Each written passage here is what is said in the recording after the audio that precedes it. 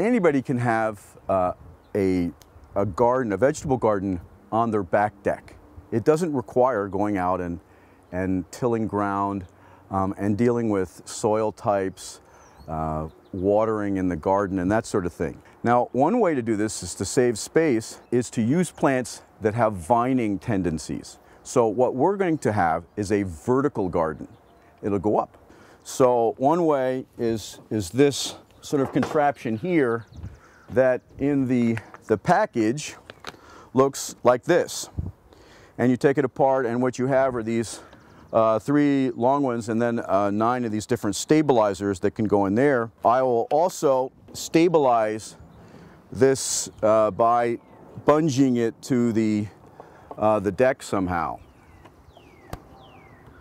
And that way it's not going anywhere. So the vines are well secure. When there are big winds, you know, there is a break by the fence. So they do pretty well. They don't get too beat up that way. And it works nicely. Last year I used a couple of these things and the tomato is a vining plant, so it just follows this spiral right up. And so here's an example of pole beans that I planted about a week ago and then have just put this obelisk on top. And there's various ways that you can connect the vines to these if they don't twine well. There's nylon tomato ties, there's different twist clips you can get, soft wire ties, and then I never throw away the ties that were holding other things together. So there's lots of ways that you can keep the plants on the list. Another thing that's interesting for the kitchen are herbs. So you can have your own herb garden on your back deck. And to that end, I have this pot with 10 or 11 different spots. And what I do is I put these different, all these different plants in here. Now, I'm a big basil fan because I like pesto. So I fill a lot of these with basil, but we have coriander and oregano, marjoram. Now we can get creative with this too.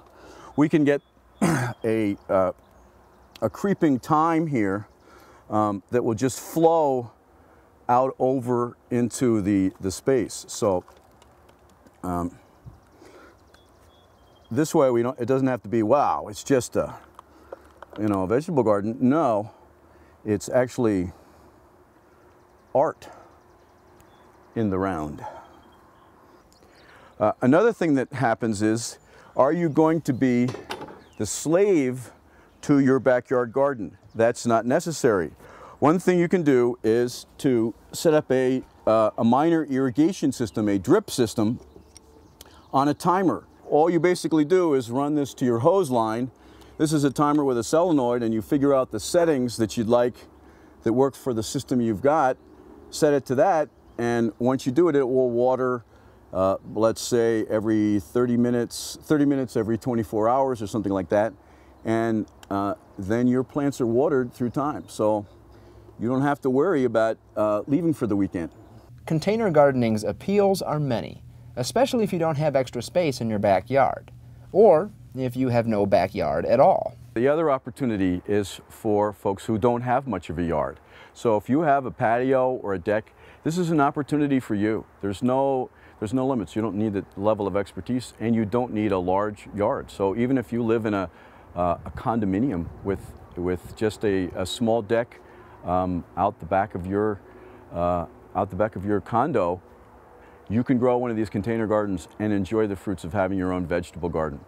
Saving space is certainly a big plus of container gardening, but the flavor, now that's what many gardeners say is the biggest benefit of homegrown food. In our society, we're eating food from all over the world.